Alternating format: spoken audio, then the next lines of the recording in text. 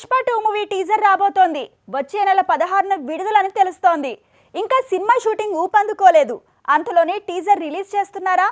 పుష్ప 2 మాత్రమే కాదు, ఇలా సినిమా విడుదలకు ఏడాది టైం ఉండగానే టీజర్లతో ఇంకా దండెత్తే బ్యాచ్ లిస్ట్ పెరుగుతోంది. పుష్ప 2 షూటింగ్ మొదలైంది ఇప్పుడే, కానీ అప్పుడే టీజర్ వచ్చేస్తోంది. అది కూడా హాలీవుడ్ మూవీ నడిచే థియేటర్స్ లో అంటూ ప్రచారం ఊపందుకుంది. పుష్ప 2 కోసం రామోజీ ఫిల్మ్ సిటీలో వేసిన సెట్ లో షూటింగ్ జరుగుతోంది.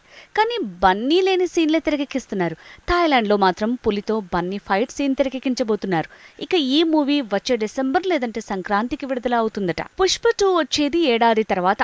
కానీ ఇప్పటి నుంచే మోషన్ పోస్టర్, చిన్నపాటి వీడియోతో టీజర్ ని లాంచ్ చేయాలనుకోవటం వెనుక భారీ స్ట్రాటజీనే ఉంది.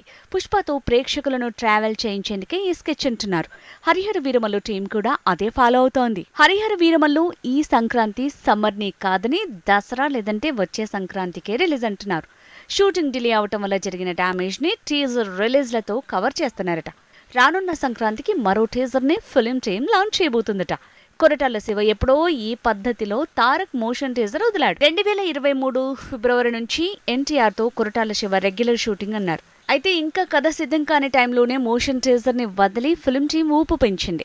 ఇక మెగాస్టార్ చిరు కూడా తన మూవీ భోలా శంకర్ షూటింగ్ మొదలు కాగానే రాఖీ పండుగ టైంలో టీజర్ వదిలి షాక్ ఇచ్చాడు. ఏదేమైనా హాలీవుడ్ తరహాలో సినిమాల విడుదలకు 6 నెలలు లేదంటే 9 నెలల ముందు నుంచే ట్రైలర్ వదిలినట్టు తెలుగులో కూడా సినిమా విడుదల ఇంకా ఏడాది టైం ఉందనగానే ప్రోమోలు వదులుతున్నారు.